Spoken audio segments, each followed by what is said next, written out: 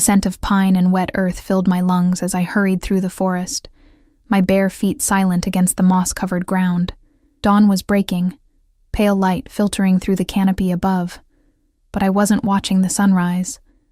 I was late again. The monthly pack gathering would start soon, and my absence would only give them more reasons to whisper. Keep your head down, stay invisible, survive another day. My mother's words echoed in my mind as I pulled my threadbare sweater tighter around my body. It had been 6 months since she passed, leaving me entirely alone among wolves who barely tolerated my existence. As the only Omega in the Silver Creek pack, I was already an anomaly, a genetic throwback, they called me, the runt, the weak link. I touched the small wooden pendant hanging from my neck, a wolf carved by my mother's delicate hands. Your gentleness is not weakness, she would whisper when the pack's cruelty became too much. It's a different kind of strength, remember that, Aurora. The pendant was warm against my skin, a talisman against the cold reception that awaited me. I paused at the edge of the clearing, watching as pack members streamed toward the central meeting ground. Powerful bodies, confident strides, belonging. Everything I wasn't. My stomach churned uncomfortably, a wave of nausea that had become my constant companion these past few weeks. I blamed it on anxiety, on the meager meals I managed to scrounge. Anything but the possibility that terrified me most. Taking a deep breath, I stepped into the open, keeping to the shadows of the trees for as long as possible. 3 teenage wolves, beta trainees, noticed me immediately. Look who decided to show up, sneered Damon, the largest of them. His dark eyes gleamed with malice. The Omega graces us with her presence. Careful, his companion Mila smirked. Don't get too close. Weakness might be contagious. Their laughter sliced through me, but I kept walking, eyes fixed on the ground. It was nothing I hadn't heard before. The insults had lost their sting years ago, replaced by a dull ache of resignation. Aurora. I flinched at the sharp voice, turning to see Rebecca, our pack's head female, striding toward me. Her golden hair gleamed in the morning light, her expression cold as winter. You're late, she snapped. Again, I'm sorry, I murmured, the words automatic. I wasn't feeling well this morning. Her eyes narrowed. Always excuses with you. Perhaps if you contributed anything of value to this pack, we might care about your discomfort. Rebecca looked me over with undisguised contempt, her nose wrinkling as if catching an unpleasant scent. For a moment, alarm flickered in her eyes, but it was gone so quickly I thought I imagined it. Get to your place, she ordered, and stay at the back where you belong. I nodded, relief washing over me as she turned away. The confrontation could have been worse. Much worse. The gathering area was arranged in concentric circles, with our alpha, James, and his inner circle at the center. The betas and their families formed the next ring, and the rest of the pack, warriors, hunters, caregivers, filled in according to rank and usefulness. I slipped into my designated spot at the very edge, practically in the trees, where the lowest-ranked pack members stood. James was already speaking, his deep voice carrying across the clearing. He was discussing border patrols, territory disputes with neighboring packs, hunting rotations, the usual business. I let my mind wander, the nausea returning in waves. And finally, James said, his tone sharpening enough to recapture my attention, we've received word that the Alpha King will be visiting our territory. A collective gasp rippled through the gathering. The Alpha King, ruler of all werewolf packs in the region, a figure of almost mythical power and authority. He arrives in 3 days, James continued, unable to hide the pride in his voice. This is an unprecedented honor for our pack. I expect every one of you to be on your best behavior. Any disrespect shown to Alpha King Rowan or his royal guard will be treated as a direct challenge to my own authority. My heart hammered in my chest. The Alpha King here? I had never seen him, but stories of his ruthlessness, his unmatched strength, and his cold calculation were legendary. Some said he hadn't taken a mate because no female had been deemed worthy of the position. Others whispered that he had loved once, long ago, and the loss had turned his heart to stone. One more thing, James added. his gaze sweeping across the gathered pack. The females will prepare a ceremonial feast for his arrival. Rebecca will assign duties. I suppressed a groan. Rebecca would undoubtedly give me the most menial, exhausting tasks as usual. I was right. As the gathering dispersed, she approached with a cold smile. Aurora, you'll be responsible for cleaning the Great Hall from top to bottom. Every surface must shine. After that, you'll assist in the kitchens, washing, peeling, chopping. Nothing that requires skill. Yes, Rebecca, I answered, keeping my eyes lowered.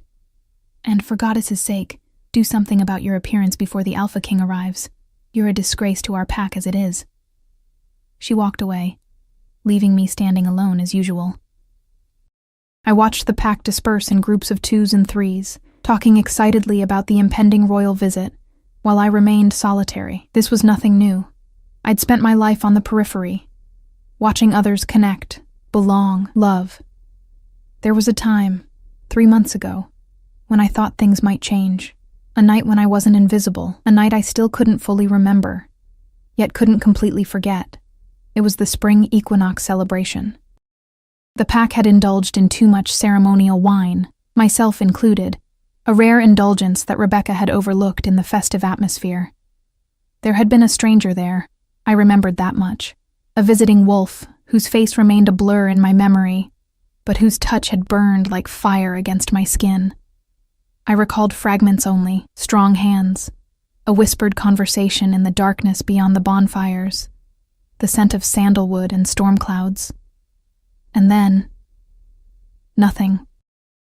I'd awakened alone in my cabin the next morning with only a lingering soreness and the fading sensation of lips against my neck.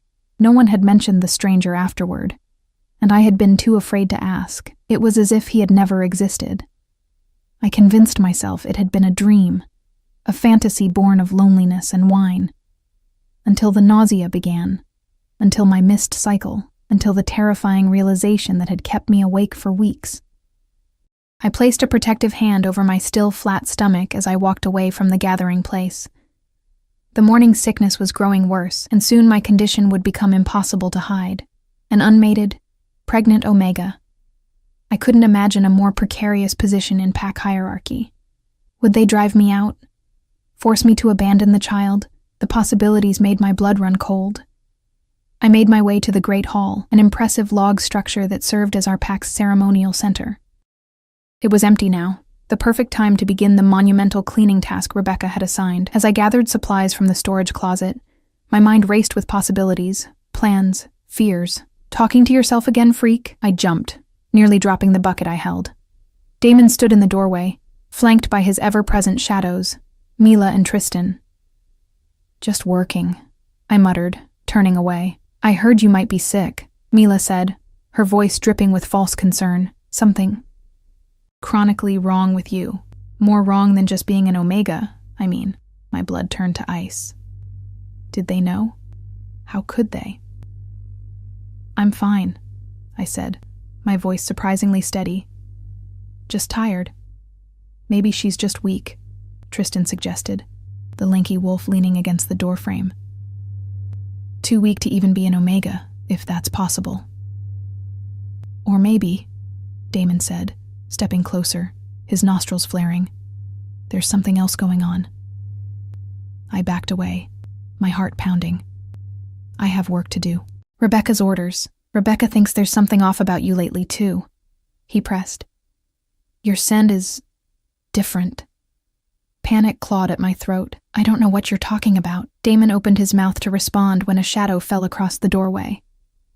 An unfamiliar wolf stood there, tall, broad-shouldered, with jet-black hair and eyes like polished amber. He wore the leather gear of a royal guard, with the Alpha King's crest embossed on his shoulder. Is there a problem here? He asked, his voice quiet, but laced with unmistakable authority. Damon and his friends immediately straightened, their expressions shifting from malicious to deferential in an instant. No, sir, Damon said, just welcoming our pack's Omega. The stranger's gaze shifted to me, his eyes narrowing slightly as they took in my appearance. For a moment, something like recognition flickered across his face. but it was gone so quickly I thought I imagined it. "The advance guard has arrived to prepare for the Alpha King's visit," he said, his attention returning to the young betas. "I suggest you make yourselves useful elsewhere." They didn't need to be told twice. All three hurried past him with respectful nods, casting curious glances back at me as they left. When we were alone, the stranger studied me with an intensity that made my skin warm. "You're the Pack Omega?" he asked. I nodded, unable to find my voice under his scrutiny. "What's your name?" "Aurora," I managed, clutching my cleaning supplies like a shield. "Aurora," he repeated, as if testing the sound of it. "I'm Nathaniel, head of the Alpha King's personal guard." My eyes widened. The head guard? Already here? I thought. The Alpha King wasn't arriving for 3 days. A smile tugged at the corner of his mouth. The advance party always arrives early to secure the location. Standard procedure. He continued to study me with unsettling focus. "Are you well, Aurora?" The question caught me off guard. When was the last time anyone in this pack had inquired about my well-being? "I'm fine," I lied, "just busy. I need to prepare the hall for the Alpha King's arrival." Nathaniel nodded slowly. "Don't let me keep you from your duties then. But..." He hesitated, something unreadable in his expression. "Perhaps we'll speak again soon." With that cryptic remark, he turned and walked away, leaving me with the distinct feeling that my carefully constructed world was about to shatter into 1,000 irreparable pieces. The next morning dawned with a flurry of activity throughout the Packlands. Royal guards in their distinctive leather uniforms were everywhere, inspecting buildings, patrolling perimeters, and casting appraising glances at our warriors. Their presence set everyone on edge. Excitement mingled with anxiety, pride with fear.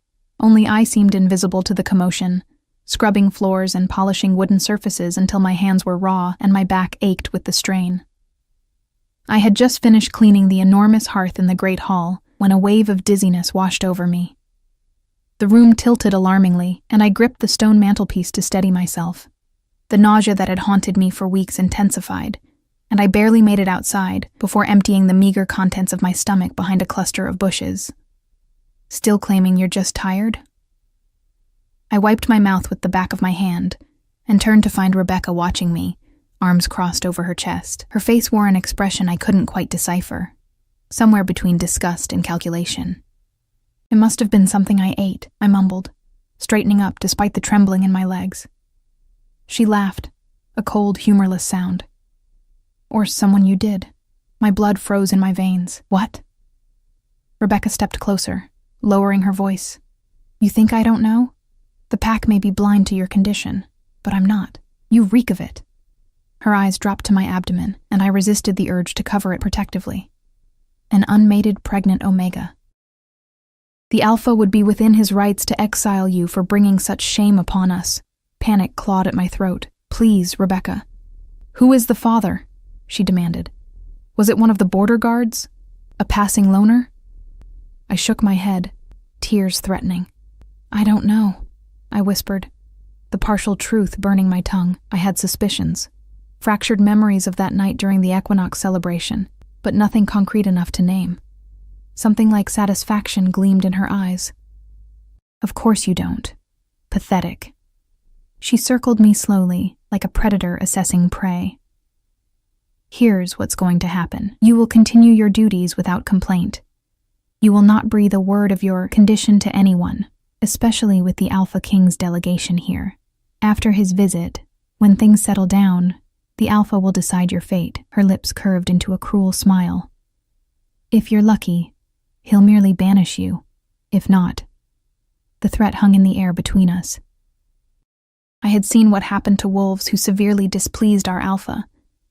The scars, both physical and mental, never truly healed.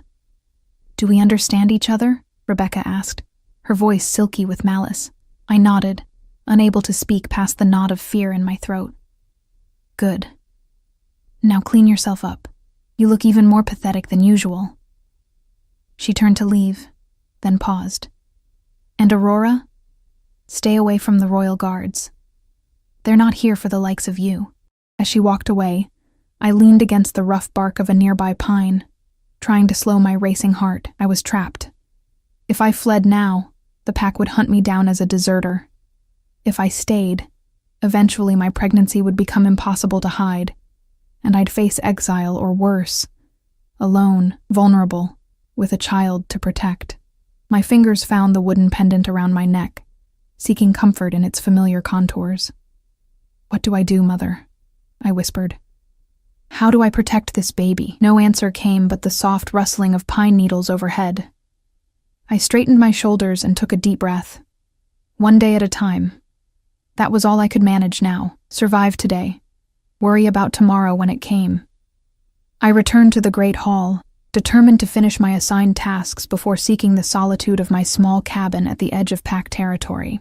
The hall was empty save for 2 royal guards inspecting the rafters and support beams, talking in low voices about security protocols. I kept my head down, focusing on polishing the long wooden tables until they gleamed in the afternoon light. "You've been at this all day." The voice startled me, and I nearly knocked over my bucket of soapy water.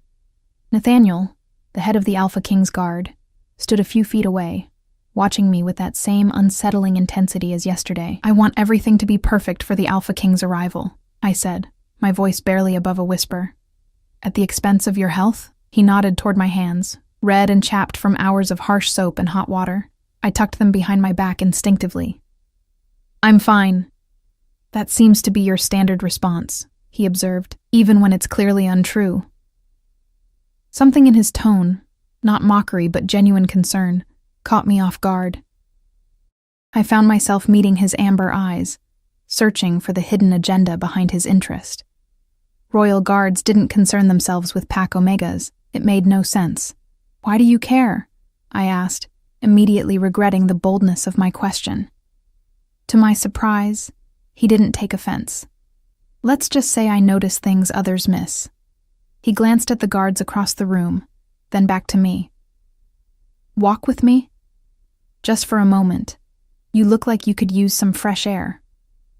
Every instinct told me to decline, to keep my head down and remain invisible as I'd always done.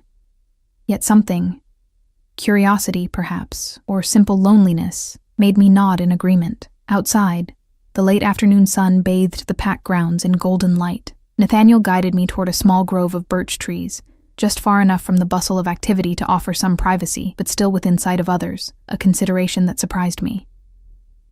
"How long have you been the Pack Omega?" he asked once we stopped. "All my life," I replied. "It's not something you become. You either are or you aren't." "And how does your Alpha treat his Omega?" The question was loaded with implications I couldn't fully grasp. I chose my words carefully. "Alpha James runs the pack as he sees fit. My position is what it is." "That's a diplomatic non-answer," Nathaniel said with a hint of a smile. "Let me be more direct. Are you happy here, Aurora?" The question struck me like a physical blow. Happy? When had anyone ever cared about my happiness? I couldn't remember the last time I'd even considered the concept as it applied to my life. "Happiness isn't really relevant to someone in my position," I finally said. "Survival is what matters." Something darkened in his expression. "That's not how it should be." "Perhaps not," I conceded. "But it's how it is." We stood in silence for a moment, the distant sounds of pack life washing over us, hammering as decorations were hung, children's laughter as they played chase games, the sizzle of meat being prepared for the evening meal. The Alpha King believes that the strength of a pack is measured not by its strongest members, but by how it treats its most vulnerable, Nathaniel said quietly. It's a philosophy that has guided many of his reforms. I tried to reconcile this information with the stories I'd heard of Alpha King Rowan, his ruthless enforcement of pack law, his legendary fighting prowess, his cold demeanor. That's not what I expected. "Few truly know him," Nathaniel replied. "He prefers it that way, makes it easier to surprise his enemies." A shout from near the great hall caught his attention. One of the royal guards was gesturing for him. "Duty calls," he said with a slight bow of his head. "Thank you for the conversation, Aurora. It was illuminating." As he walked away, I couldn't shake the feeling that something significant had just happened. Though I couldn't pinpoint exactly what, the interaction left me unsettled, like the moment before a storm breaks, when the air grows heavy with anticipation. My thoughts were interrupted by a commotion at the pack's main entrance. Warriors were gathering, their postures alert. Through their ranks, I glimpsed James hurrying toward the gates, Rebecca close at his heels, both looking unusually flustered. Curiosity overrode caution, and I drifted closer, keeping to the shadows of the buildings. Pack members streamed past me, all focused on whatever was happening at the entrance. For once, my status worked in my favor. No one noticed or cared about my presence as I slipped between groups to get a better view. A convoy of black SUVs had arrived, sleek and imposing against our rustic pack grounds. Royal guards formed a protective perimeter as the lead vehicle's door opened. The man who emerged made my heart stutter in my chest. He was tall, powerfully built, with broad shoulders tapering to a narrow waist. Dark hair, nearly black, was cropped short on the sides but longer on top, giving him a regal appearance even without the subtle gold circlet that marked him as royalty.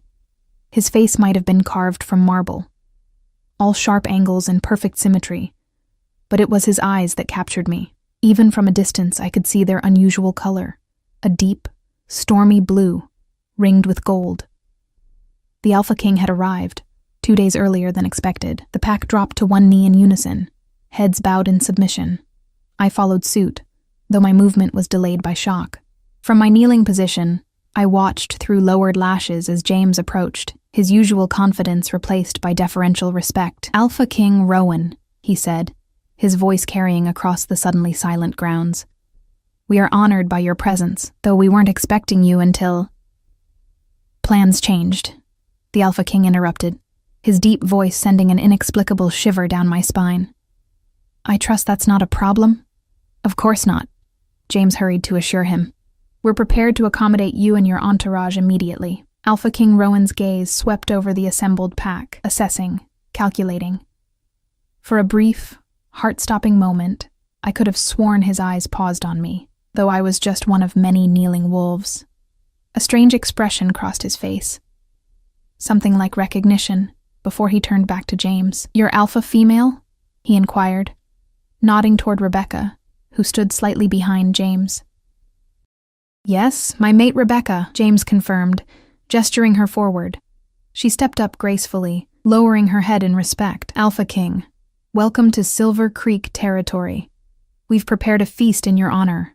Later," he said dismissively. "First, I want a tour of your pack grounds. I'm particularly interested in how you organize your hierarchy." Something in his tone made James look uncomfortable. "Of course. Whatever you wish to see." "Everyone," James called out to the pack, "return to your duties. The Alpha King will address the pack formally at this evening's feast." As wolves began to disperse, I rose slowly, keeping my eyes lowered. I needed to get back to my duties in the kitchen, help with the feast preparations that would now be thrown into chaos by the Alpha King's early arrival. I had taken only 3 steps when a wave of dizziness hit me again, stronger than before. The world tilted sideways, dark spots swimming across my vision. I reached for support, finding nothing, and felt myself falling. Strong arms caught me before I hit the ground. Through the haze that clouded my senses, I registered a scent, sandalwood and storm clouds, achingly familiar, yet impossible to place. I forced my eyes open and found myself looking directly into the stormy blue-gold gaze of Alpha King Rowan. Time seemed to stop. His eyes widened almost imperceptibly, his nostrils flared, and something fierce and possessive flashed across his face before being quickly masked. He held me as if I weighed nothing, his touch burning through the thin fabric of my dress. "You," he breathed, the single word filled with such intensity that I trembled. Around us, the pack had gone deathly silent. I was acutely aware of the spectacle we created. The Alpha King himself holding the pack Omega, who had nearly fainted at his feet. Rebecca's face was a mask of horror and fury, while James looked simply confused. "I'm sorry," I whispered, mortified. "I'm fine, really, please." "You are not fine," Alpha King Rowan contradicted, his voice low enough that only I could hear. "And we have much to discuss, little Omega." Before I could process his words, he straightened, still supporting me with one strong arm around my waist. His expression shifted to one of cool authority as he addressed James. "I require private quarters for this wolf," he commanded. "She is unwell and requires rest." James blinked in surprise. "But she's just our Omega. We can have her taken to her cabin." Did I stutter? The Alpha King's voice was soft but laced with such menace that James physically recoiled. "Private quarters. In the main house. Now." "Of course," James stammered. "Rebecca will arrange it immediately." Rebecca looked as though she'd been forced to swallow poison, but she nodded stiffly. "This way," she said, not looking at me, as the Alpha King guided me forward, his arm still around my waist. He leaned down to whisper in my ear.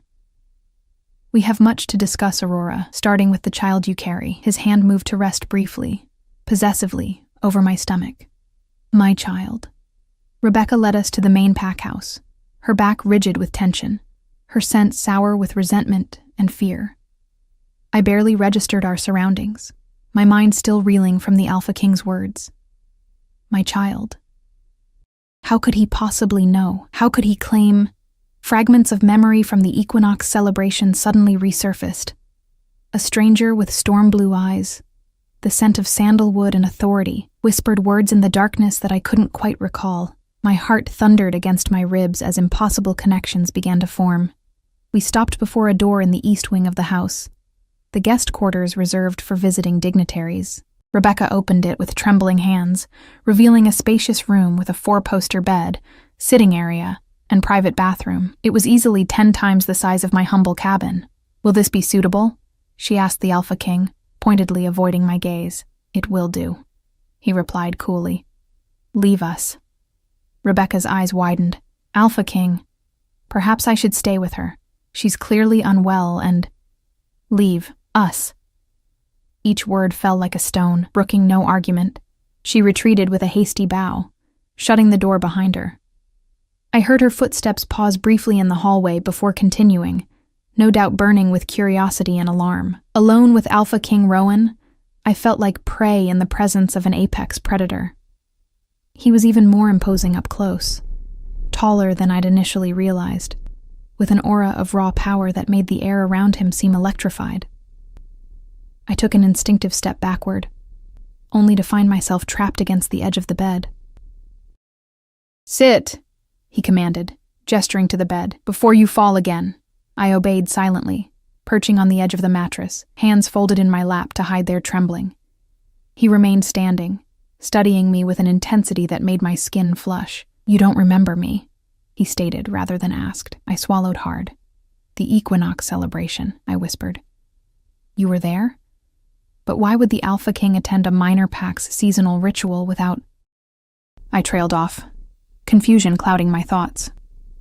"I wasn't there as the Alpha King," he explained, pacing slowly before me. "I was there as simply Rowan, incognito, a practice I employ occasionally to observe pack dynamics without the artificial behaviors my title tends to inspire." He stopped, turning to face me directly. "Your Alpha doesn't know I was there. No one does, except my personal guard." The implications of his words sank in slowly. "The stranger at the bonfire," I murmured. "That was you?" Something softened in his expression. "You truly don't remember, do you?" I shook my head, shame burning my cheeks. "Only fragments. I've never—" The ceremonial wine was stronger than I expected, and I rarely drink. The excuse sounded pathetic even to my own ears. He approached slowly, as one might a wounded animal, and knelt before me so our eyes were level. The position was so incongruous with his status, the Alpha King on his knees before a pack Omega, that I nearly gasped. "Let me fill in the blanks for you," he said, his voice gentler than I'd heard it before. "I came to your celebration unannounced, disguised as a traveling wolf seeking temporary sanctuary. Your Alpha granted it, never suspecting my identity. I observed, as I always do, looking for signs of corruption, abuse of power, mistreatment." His jaw tightened. "I saw plenty. I saw how they treated you, the isolation, the casual cruelty. I saw a pack that measured its worth by the strength of its strongest while discarding its most vulnerable. It confirmed what my intelligence had suggested about Silver Creek." I lowered my eyes, uncomfortable with his assessment, yet unable to deny its accuracy. And then, he continued, across the bonfire, I saw you. Standing apart, as always. Yet there was something in your eyes, a resilience, a quiet dignity, despite everything they'd done to break you. His words painted a picture I barely recognized, a romanticized version of my solitary existence. When our eyes met, he said, something happened that I've never experienced in 200 years of life. I looked up in surprise. 200 years. Older than I'd imagined, though he appeared no more than 30 in human terms. I felt drawn to you, he continued. Not just as a wolf to another wolf, or as a man to a woman, but as something deeper, more primal. As if something ancient recognized something in you that I didn't yet understand. My heart fluttered traitorously in my chest. This couldn't be real. The Alpha King couldn't possibly have felt anything for me, a lowly Omega from a backwater pack. We spoke that night, he said. For hours. You didn't know who I was, just another wolf passing through. You were free with me. In a way I suspect you rarely allow yourself to be. You told me about your mother, about your place in the pack, about your dreams. Dreams? Had I really revealed such intimate thoughts to a stranger? Heat crawled up my neck at the thought of my loose tongue, loosened further by wine and the rare attention of someone who seemed to actually see me. And then? I whispered, needing to know yet dreading the answer. His eyes darkened, pupils dilating. Then I broke every rule I've ever made for myself. I gave in to the pull between us. Images flashed in my mind, strong hands on my waist, lips against my neck, whispered endearments in the darkness beyond the bonfires. My body remembered what my mind could not. A flush spreading across my skin at the visceral recollection of his touch. We were together, I said softly, a statement rather than a question. He nodded, his gaze never leaving mine. It wasn't planned. I had every intention of leaving your pack that night with my observations and nothing more. But what happened between us? He trailed off, seeming to search for words.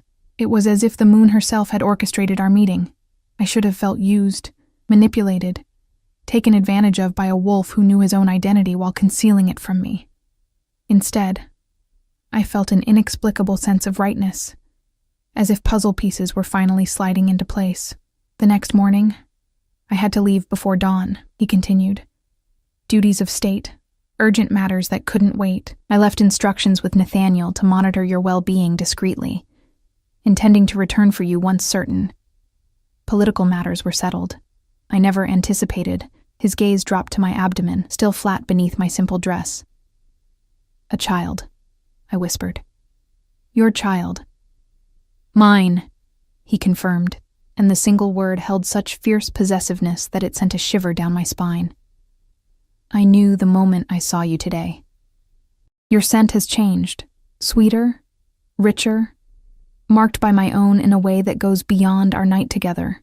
He reached out slowly, giving me time to pull away, and placed a warm palm over my stomach. The touch was reverent, almost worshipful, and sent a jolt of awareness through my body.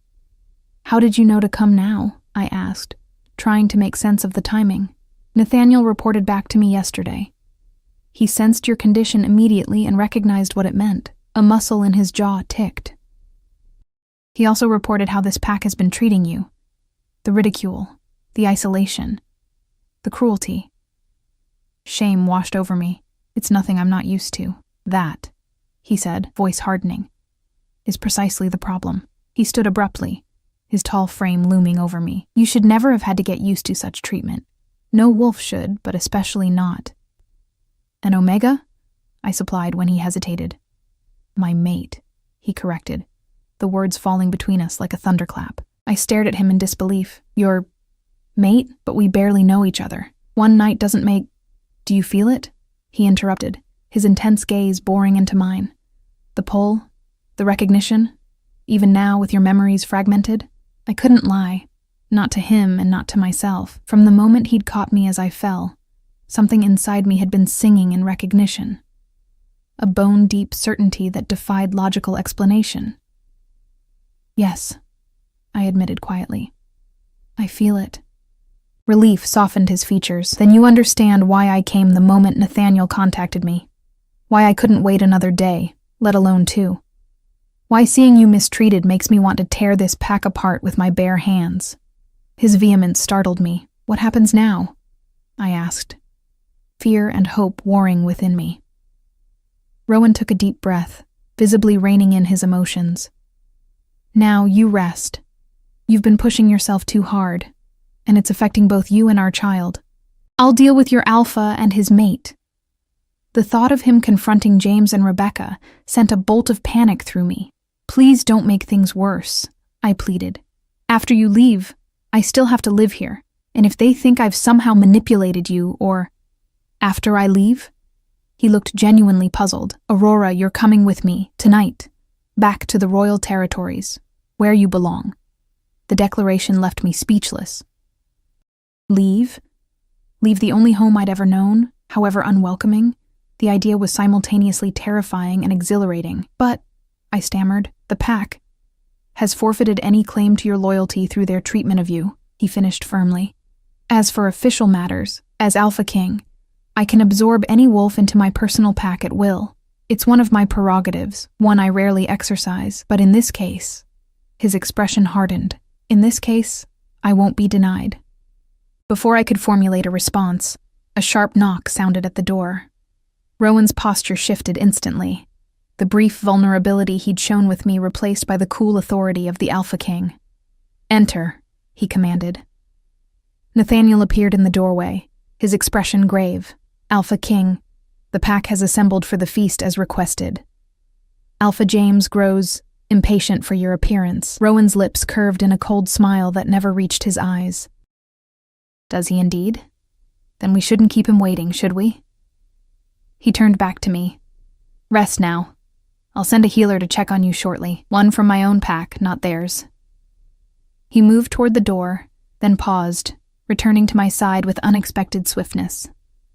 Before I could react, he bent down and pressed his lips to my forehead, in a gesture both tender and claiming. This isn't how I planned to tell you, he murmured against my skin, but perhaps the moon knows best after all. With that cryptic remark, he straightened and departed with Nathaniel, leaving me alone with thoughts whirling like autumn leaves in a windstorm. I sank back onto the bed, my legs suddenly too weak to support me. The Alpha King, the stranger from the equinox night, the father of my child, my mate? It was too much to process, too fantastical to believe, yet the evidence was undeniable. The recognition in his eyes, the pull between us, the child growing within me. Exhaustion swept over me like a wave, my body demanding the rest it had been denied for too long. I curled onto my side, one hand resting protectively over my stomach. Whatever game fate was playing with me, I needed to be strong enough to face it, for myself, and for my child. I must have dozed off, because the next thing I knew, raised voices from the hallway jerked me back to consciousness. I sat up quickly, my heart racing as the door flew open without warning. Rebecca stood there, her face contorted with fury, James looming behind her with an expression of confused anger. You scheming little bitch, Rebecca spat, stalking toward me. What have you done? What lies have you told the Alpha King? I scrambled backward on the bed, one arm instinctively shielding my abdomen. I haven't told him anything, I swear. Liar! She was nearly screaming now, her control shattered. He just announced to the entire pack that you're carrying his heir, that you're to be his mate. After everything we've done for you, this is how you repay us? By spreading your legs for the first powerful wolf who notices you? Her words struck like physical blows, years of conditioning making me flinch despite the injustice of her accusations. James stepped forward, placing a restraining hand on Rebecca's arm. Rebecca, control yourself, he warned, his eyes darting nervously to the hallway. If what the Alpha King says is true, it can't be true, she hissed. She's nothing, a worthless Omega who contributes nothing to this pack. She can't possibly be carrying the heir to the throne. The door crashed open again, and Rowan stood there, his eyes blazing gold with barely contained rage, his body vibrating with the effort of maintaining human form. Nathaniel and 2 other royal guards flanked him, their postures alert for threat. "Step away from her," Rowan growled, the sound more wolf than human. "Now." Rebecca paled but held her ground, desperation overriding self-preservation. "Alpha King, whatever she's told you, she's told me nothing that I didn't already know," he cut her off. "The child she carries is mine, conceived during the equinox celebration when I visited your pack incognito, a fact easily verified by any competent pack healer through scent alone." His eyes narrowed. "Something you already suspected, didn't you, Rebecca? You scented the change in her. You knew she carried a child with royal blood, yet you continued to work her like a servant, risking the health of both her and my heir." James looked stricken, finally grasping the severity of the situation. "Alpha King, if we had known, you would have treated her differently only because of whose child she carries," Rowan finished coldly. "Which proves exactly what I suspected about your pack leadership." He moved to my side with predatory grace, helping me to stand, his arm wrapped protectively around my waist. The gesture was both supportive and unmistakably possessive. "Aurora will be leaving with me tonight, along with any pack members who wish to join my royal territories," he announced. "As of this moment, I am exercising my right as Alpha King to place Silver Creek Pack under probationary status. You will be evaluated by my council over the next 6 months to determine whether you are fit to maintain your leadership positions." The color drained from James's face. "Probation? But consider yourselves fortunate that I don't strip you of rank entirely," Rowan said, his tone making it clear that the decision wasn't open for discussion. "Now leave us. I need to speak with my future mate privately." Rebecca looked like she might argue further, but James grabbed her arm, practically dragging her from the room. The door closed behind them, leaving me once again alone with the Alpha King, the father of my child, the wolf who had just turned my world completely upside down. "You didn't have to do that," I said softly. "Place their pack on probation, I mean." His expression remained hard. "I did, and not just for your sake." He guided me back to sit on the edge of the bed. "A pack that mistreats its most vulnerable members is fundamentally corrupt. It speaks to a deeper sickness that must be addressed." I couldn't argue with that assessment, having lived it my entire life. Still, the speed and finality with which my existence was being uprooted left me dizzy. "You said I'm leaving with you tonight," I said, trying to keep my voice steady. "What exactly does that mean? What happens to me when we reach your territories?" Rowan's expression softened as he sat beside me, taking my hand in his much larger one. "It means you'll never again be treated as less than what you are." He paused, seeming to choose his words carefully. "As for what happens next, that depends partly on you." "On me?" I echoed, surprised by his statement. Rowan nodded, his thumb tracing gentle circles on the back of my hand. "While it's true that I recognize you as my mate, and I believe you feel that recognition too, I won't force a bond upon you, especially given your experiences in this pack." The consideration behind his words touched me deeply. How long had it been since anyone had asked what I wanted, rather than simply telling me what to do? "What if I need time?" I asked tentatively. "To adjust? To understand what all this means?"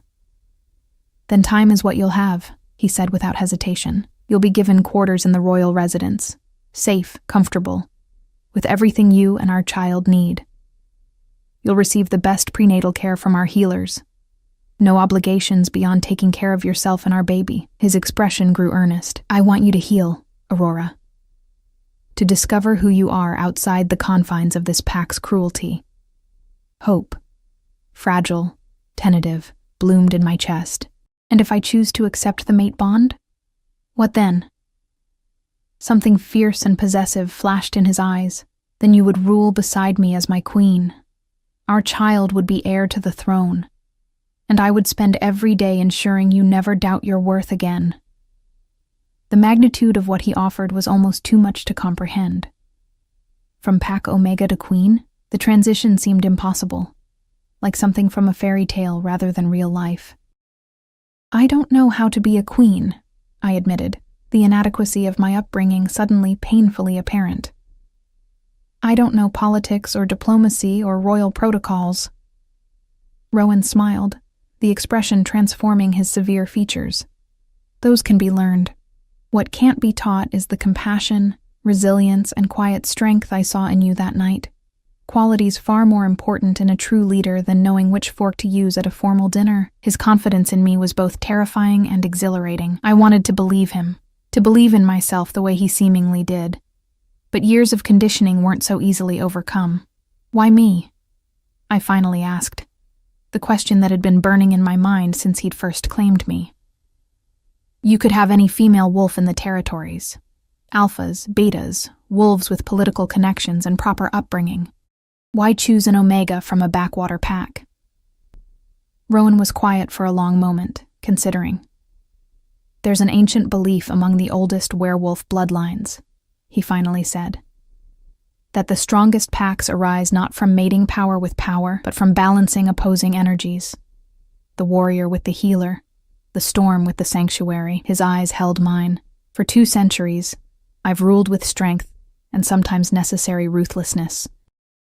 What my reign lacks, what I lack, is the temperance of compassion. He lifted my hand to his lips, pressing a kiss against my knuckles. You, Aurora, with your omega nature, your kindness that survived despite cruelty, your strength that doesn't require dominance. You balance me in ways I didn't know I needed until that night under the equinox moon. His words wove a spell around my heart, offering a vision of partnership I'd never dared imagine for myself. Not subjugation, not ownership, but true complementarity, each of us bringing different strengths to create something greater than either alone. Before I could respond, a soft knock interrupted us. At Rowan's command, the door opened to reveal an older female wolf with silver-streaked dark hair and kind eyes, carrying a medical bag. Aurora, this is Elise, my pack's head healer, Rowan introduced. She's here to check on you and the baby, with your permission. The request for permission, such a small thing, yet so significant after a lifetime of having my boundaries ignored, further endeared him to me. I nodded my consent. I'll leave you in Elise's capable hands, Rowan said, rising. There are matters I must attend to before our departure. His expression hardened slightly. Arrangements to be made regarding the pack's probationary status. After he left, Elise approached with a warm smile. Let's see how you and the little royal are doing, shall we? Her examination was thorough, but gentle. A stark contrast to the rough treatment I'd grown accustomed to. She asked questions about my symptoms, clucked disapprovingly at my obvious exhaustion and signs of malnourishment, and confirmed what Rowan had already known. I was approximately 12 weeks pregnant with a healthy baby. The first trimester is nearly complete, she said, packing away her equipment. The morning sickness should ease soon, though I'll prepare some herbal remedies that will help in the meantime. She fixed me with a maternal look. What you need most is rest, proper nutrition, and peace, all of which you'll find in abundance at the royal territories. After Elise left, promising to return before our departure, I found myself alone with my thoughts. Everything was happening so quickly, too quickly to process. Just this morning, I'd been scrubbing floors, terrified of my pregnancy being discovered. Now I was preparing to leave with the Alpha King as his chosen mate, carrying the heir to the werewolf throne. A soft tap at the door pulled me from my reverie. I called for the visitor to enter, expecting Rowan, or perhaps Nathaniel. Instead, 3 young wolves appeared: Lily, Mason, and Theo, the pack's youngest adults, and the only ones who had occasionally shown me kindness. Aurora, Lily said hesitantly. Can we talk to you? I nodded, gesturing for them to enter. They seemed nervous, exchanging glances among themselves before Mason finally spoke. Is it true? He asked. You're really carrying the Alpha King's child? You're going to be his queen? It appears so, I answered, still not fully believing it myself. We heard what he announced at the feast, Theo said, about putting the pack on probation. About letting any wolves who wanted to join his territories leave with him tonight. Understanding dawned. You want to leave Silver Creek, I realized. All 3 nodded vigorously. We've never agreed with how they treat you, Lily said, her young face earnest. Or how James and Rebecca run things. The stronger wolves get everything while the rest of us just survive. We want something better, Mason added. A chance to belong to a pack that values all its members, not just the strongest. Their words echoed my own deepest wishes. and I felt a surge of protectiveness toward these young wolves who had shown me small kindnesses when no one else would. "I can speak to Rowan," I offered. "Tell him you have my support." Relief washed over their faces. "Thank you, Aurora," Lily said, impulsively reaching for my hand. "And just so you know, we think you'll make an amazing queen." After they left, I moved to the window, watching as the pack grounds buzzed with activity. Royal guards preparing for departure, pack members gathered in small groups, clearly discussing the shocking developments.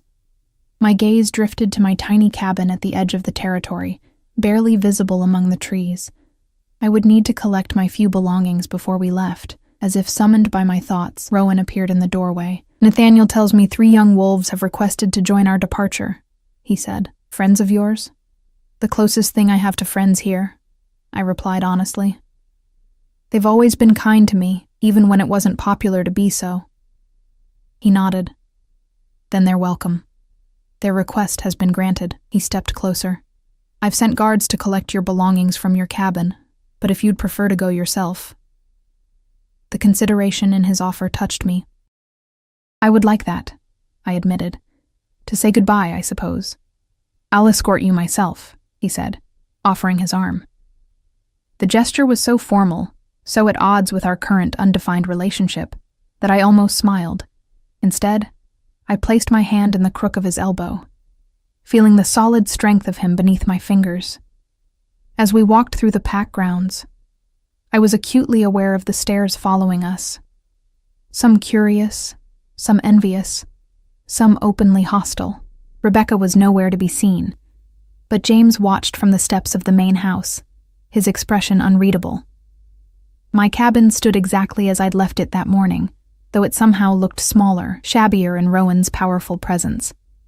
Inside, the single room held little: a narrow bed, a small table with 1 chair, a trunk containing my meager wardrobe, and a shelf with the few books I'd managed to collect over the years. "This is where you've lived?" Rowan asked, his voice carefully neutral, though I caught the undercurrent of anger. "Since my mother died," I confirmed, running my fingers over the worn quilt she had made me. "It's not much, but it was safe. Mine." His expression softened. "You can bring anything you wish, whatever holds meaning for you." In the end, there wasn't much I wanted to take into my new life. The quilt, my mother's pendant, a small box of treasured items, a pressed flower, a pretty stone, a letter my mother had written me before she died, a few clothes, though Rowan assured me I would have an entirely new wardrobe befitting my position. As I stood in the doorway for the last time, a strange mix of emotions washed over me. Nostalgia for the only home I'd known, relief at leaving a place of such isolation, anxiety about the unknown future, and beneath it all, a tentative hope that perhaps a better life awaited. Rowan seemed to sense my inner turmoil. "Beginnings are always difficult," he said quietly, "even necessary ones." I nodded, taking one last look before closing the door on my old life. "I'm ready." Back at the main pack grounds, a convoy of vehicles stood waiting. Nathaniel approached, confirming that all preparations were complete. I spotted Lily, Mason, and Theo standing nervously by one of the SUVs, their few possessions packed in duffel bags at their feet.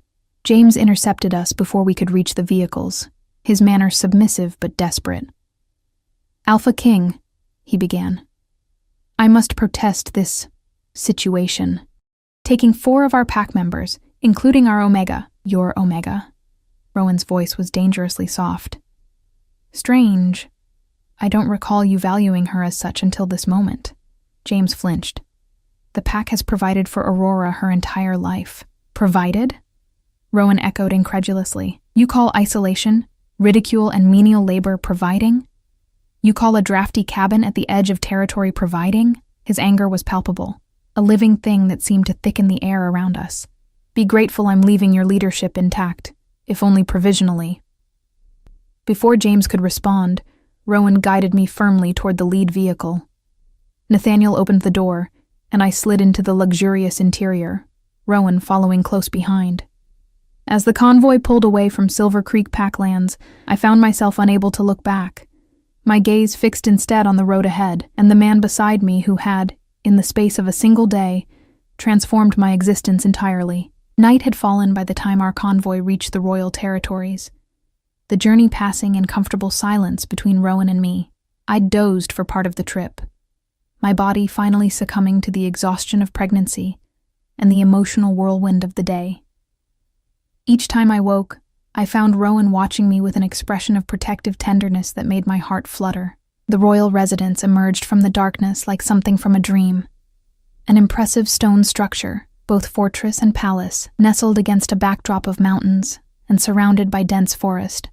Lights glowed warmly from countless windows, and as we approached the main gates, I glimpsed wolves patrolling the perimeter, their movements coordinated and purposeful. "Welcome to Moonstone," Rowan said softly as the vehicle slowed. "My home. And now yours, if you wish it to be." The enormity of the change in my circumstances struck me anew. From a tiny cabin at the edge of Packlands to a royal palace. From isolation to the center of werewolf politics. From nobody to, what? Future queen? The mother of the heir? Rowan's mate? The roles didn't yet feel real, like clothes that hadn't been broken in, still stiff and unfamiliar against my skin. As we pulled into a circular drive before massive oak doors, Nathaniel opened our door, offering me a hand as I stepped out. The crisp night air carried scents of pine and wood smoke, along with something uniquely different from Silver Creek, a sense of order and purpose, of strength tempered with discipline. "I've had quarters prepared for you in the East Wing," Rowan explained as he guided me up the stone steps. "Private, comfortable, with a dedicated staff to attend to your needs." "And Lily, Mason, and Theo?" I asked, glancing back at the other vehicles where the young wolves were emerging, their expressions a mix of awe and trepidation. "They'll be given temporary accommodations tonight and assigned permanent quarters tomorrow, once they've been evaluated for skills and interests," he assured me. "They won't be forgotten, I promise you." Inside, the palace was a harmonious blend of ancient tradition and modern comfort. Stone walls hung with tapestries depicting werewolf history, polished wooden floors covered with plush rugs, antique furniture alongside contemporary pieces. Staff members paused in their duties to bow as we passed, their curious glances quickly averted when Rowan's gaze fell upon them. My quarters proved to be not a room, but an entire suite. A sitting room with a fireplace already lit and crackling, a bedroom with the largest bed I'd ever seen, a luxurious bathroom with a sunken tub, and a small study lined with bookshelves. The decor was elegant but understated, in shades of cream and blue that immediately soothed my senses. "Is it to your liking?" Rowan asked, watching my reaction carefully. "It's beautiful," I breathed, overwhelmed by the luxury. "Far more than I'm used to. You'll adjust," he said with gentle confidence. "And if there's anything you wish to change, you need only say the word." A knock at the door preceded the arrival of a middle-aged female wolf with a kind face and efficient manner. "Your Majesty," she addressed Rowan before turning to me with a respectful nod. "My name is Clara. I've been assigned as your personal attendant, if that meets with your approval." Another choice offered rather than imposed. I was beginning to see that Rowan's leadership style was quite different from what I'd experienced under James. "Thank you, Clara," I said, trying to project a confidence I didn't yet feel. "I appreciate your help. I'll leave you to settle in," Rowan said. "Clara will show you where everything is and help you with anything you need.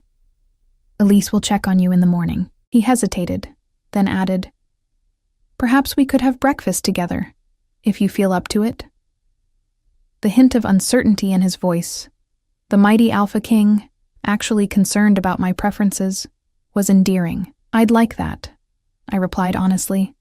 After he left, Clara efficiently unpacked my few belongings, tactfully making no comment on their modest nature.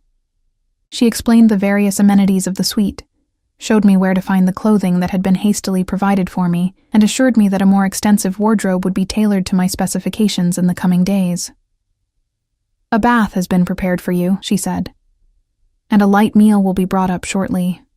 Is there anything specific you require?" The question caught me off guard. For so long, my needs had been an afterthought, something to be minimized or ignored entirely. Having someone actually ask what I wanted was a novel experience. Just some privacy, I think, I answered. It's been quite a day. Clara nodded understandingly. Of course. I'll be just down the hall if you need anything, day or night. You need only pick up that phone. She pointed to an elegant house phone on a side table. Or use the intercom button by the bed. After she left, I sank onto a plush armchair by the fire, trying to process everything that had happened. Just this morning, I had been scrubbing floors, dreading discovery of my pregnancy, existing on the fringes of a pack that barely tolerated me. Now I sat in royal quarters, carrying the heir to the werewolf throne, with staff attending to my every need. The contrast was so stark it felt surreal, like a dream I might wake from at any moment to find myself back in my humble cabin. I must have dozed off in the chair, because the next thing I knew, sunlight was streaming through tall windows and someone was knocking softly at my door. I straightened, disoriented, still wearing yesterday's clothes. "Come in," I called, smoothing my hair self-consciously. Elise entered, medical bag in hand, followed by Clara carrying a breakfast tray. "Good morning, Aurora." The healer greeted me warmly. "I hope you slept well." "I didn't exactly make it to bed," I admitted sheepishly, gesturing to the chair where I'd spent the night. "Understandable, given yesterday's events," Elise said. "Let's have a quick check of you and the little one before breakfast, shall we?" The examination was brief but thorough. Elise seemed pleased with what she found, though she reiterated her concerns about my previous lack of proper nutrition and rest. "You're already improving," she assured me. "A few weeks of good food and adequate rest will make all the difference for both of you." After she left, I bathed and dressed in some of the new clothes that had been provided. Simple but well-made garments that fit better than anything I'd owned before. Clara returned to escort me to breakfast with Rowan, leading me through corridors and down staircases until we reached a bright solarium overlooking manicured gardens. Rowan was waiting, rising immediately when I entered. He wore more casual clothes than yesterday, dark jeans and a gray Henley that did nothing to diminish his powerful presence. His eyes warmed as they took in my appearance. "You look rested," he observed, pulling out a chair for me at the small table set for two. "How are you feeling this morning?" "Better," I admitted as I sat. "Less overwhelmed, though still adjusting." He nodded, retaking his seat. "That's to be expected. Everything has changed very quickly for you." Servants appeared silently, serving a breakfast far more elaborate than anything I was accustomed to. Fresh fruits, pastries, eggs prepared 3 different ways, smoked salmon, and juices I couldn't even identify. At Rowan's gentle encouragement, I tried a little of everything, surprised by my own appetite. "Elise tells me you and the baby are doing well," he said after the servants had withdrawn, leaving us in privacy, "but that you need time to recover from previous neglect." A diplomatic way of describing my treatment at Silver Creek. "She seems optimistic," I agreed, sipping at a tangy orange juice, "and very kind. She's the best healer in the territories," Rowan said. "She delivered me, in fact, more than 2 centuries ago." I nearly choked on my juice. 2 centuries? She looks perhaps 60 in human years. A smile touched his lips. "Royal bloodlines age differently. Elise is nearly 400 years old. As the royal healer, she benefits from that longevity." The revelation made me pause. "Does that mean our child will have an extended lifespan?" "Yes," he confirmed, "as will you, once we complete the mate bond, if that's what you choose." There it was again. Choice. My choice. A concept so foreign to my experience that it still startled me each time he emphasized it. "You keep saying that," I observed. "That it's my decision whether to accept the mate bond or not. But don't you need an official mate, a queen? Especially now, with an heir coming?" Rowan regarded me thoughtfully. "What I need is you, Aurora. In whatever capacity you're comfortable with. The politics, the titles, those are secondary." He leaned forward, his expression earnest. "I meant what I said yesterday. I won't pressure you into accepting a bond you're not ready for." His sincerity was unmistakable, as was the restraint it clearly cost him. Even without a formal bond, the pull between us was palpable, a magnetic attraction that made my skin tingle whenever he was near. "I appreciate that," I said softly. but I also don't want to leave you in an awkward position politically. I know how important alliances and appearances can be."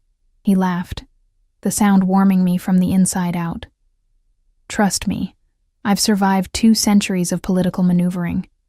I can handle a few months of speculation while you decide what you want." His expression grew more serious. "What matters to me is that if you accept the bond, it's because you truly want it, not out of gratitude or obligation or fear." His words touched something deep within me. All my life, I'd been valued only for what I could provide: menial labor, an outlet for others' cruelty, a scapegoat for pack frustrations.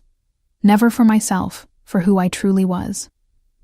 Yet here was the most powerful wolf in the territories, telling me that my genuine consent mattered more than political convenience, or even the dictates of biology. "Thank you," I whispered, not trusting my voice with more. Rowan reached across the table, his hand covering mine in a warm, gentle grip. "You don't need to thank me for basic decency, Aurora, though the fact that you feel you do only confirms how wrongly you've been treated." Over the following weeks, I settled into a rhythm at Moonstone. Each day brought new discoveries, new adjustments to my drastically changed circumstances. I explored the palace and its grounds, gradually expanding my comfort zone from my private quarters to the libraries, gardens, and various public spaces. Lily, Mason, and Theo thrived in their new environment. Lily discovered a talent for healing and began apprenticing with Elise. Mason joined the Royal Guard training program, his natural protective instincts finding purpose under Nathaniel's guidance. Theo, with his quick mind and love of learning, found a place in the Royal Archives, assisting with the preservation of werewolf history and knowledge. As for me, I slowly shed the ingrained habits of invisibility. With regular meals, proper rest, and prenatal care, my body strengthened. The sickness faded, replaced by a blooming vitality I'd never experienced before.